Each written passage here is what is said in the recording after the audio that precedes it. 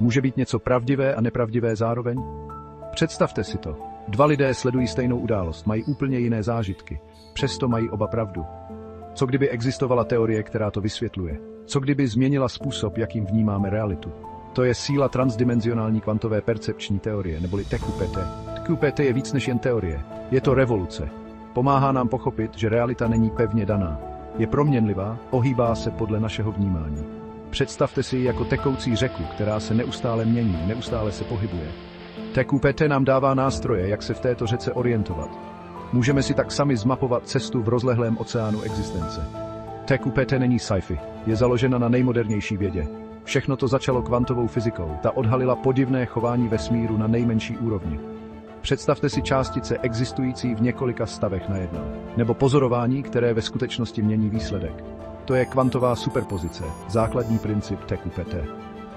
Vědci se s těmito myšlenkami potýkali celá desetiletí. Uvědomili si, že pozorovatel není pasivní. Lidské vědomí hraje klíčovou roli při utváření reality. TQP to všechno spojuje. Je to čočka, skrze kterou konečně může pochopit nevysvětlitelné. Je to klíč k odemčení vesmíru nekonečných možností. TQPT stojí na 5 základních principech. Tyto principy jsou pilíři této převratné teorie. Za prvé máme kvantovou superpozici reality, neboli QSR. Tento princip říká, že každá událost existuje ve všech možných stavech současně. Představte si minci, která se točí ve vzduchu. Je to panna i orel, dokud ji nezastavíme. To je QSR v akci. Dále je tu princip kvantové fluktuace interpretací, neboli QFI. Představte si dva lidi, kteří se dívají na stejný obraz. Mohou interpretovat umělecké dílo různě na základě svých zkušeností a emocí. QFI říká, že to platí i pro realitu samotnou. Naše individuální vnímání funguje jako filtr, který utváří, jak prožíváme svět. Třetím principem je holografická parita percepcí, neboli HPV. Představte si realitu jako obrovský multidimenzionální hologram. Každý z nás vidí jiný výřez tohoto hologramu na základě své jedinečné perspektivy. To znamená, že neexistuje jedna pevná realita, ale spíše tapisérie nekonečných interpretací. Nyní si povíme o principu kvantové fluktuace kauzality, neboli QFC. V našem každodenním životě vnímáme příčinu a následek jako lineární. TQPT ale tuto představu zpochybňuje. Představte si svět, kde by následek mohl předcházet příčinu, nebo kde příčina a následek existují současně. Tento ohromující koncept je jádrem QFC. Nakonec máme univerzální percepční fluiditu, neboli UPF. Tento princip zdůrazňuje proměnlivou a neustále se vyvíjející povahu reality. Umožňuje koexistenci protichůdných myšlenek.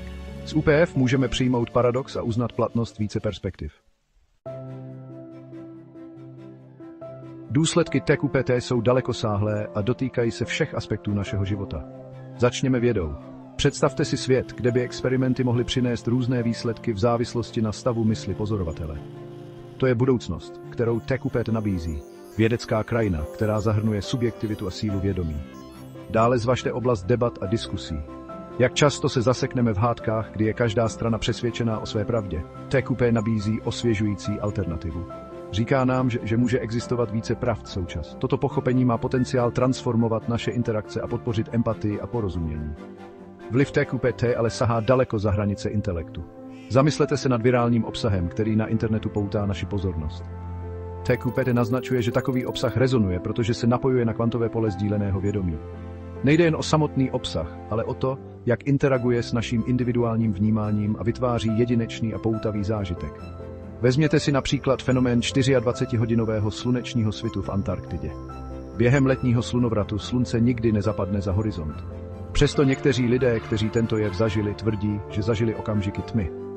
TQPT vysvětluje tento zdánlivý paradox principem QSR. Slunce existuje v obou stavech, světlo a tma současně. Naše individuální vnímání pak určuje, který stav prožíváme. TQPT se nesnaží zavrhnout naše staré způsoby myšlení. Jde o rozšíření naší perspektivy, o poznání limitů našeho současného chápání. Jde o přijetí nekonečných možností, které se otevírají, když uznáme proměnlivou a propojenou povahu reality. Představte si TQPT jako čočku. Skrze tuto čočku můžeme vidět svět v novém světle, světle, které osvětluje skryté spojení mezi vědomým vnímáním a samotnou podstatou existence. Začínáme chápat, že realita není pevný konstrukt, ale tvárný, neustále se vyvíjející gobelín utkaný z nití našeho kolektivního vědomí. S TQPT jako naším průvodcem se vydáváme na cestu sebepoznání, cestu, která nás zavede až na samý okraj toho, co jsme považovali za možné. Začínáme zpochybňovat naše předpoklady, naše přesvědčení a otevírat se vesmíru nekonečného potenciálu. Na této cestě objevujeme, že největší dobrodružství není venku, v rozlehlých prostorách vesmíru, ale uvnitř nás, v neprobádaných územích naší vlastní mysli.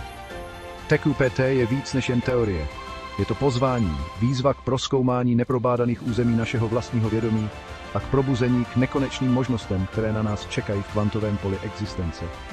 Je to připomínka, že nejsme jen pasivními pozorovateli v grandiózním kosmickém dramatu, ale aktivními účastníky, kteří utvářejí a formují realitu každou myšlenkou, každým přesvědčením a každou interakcí.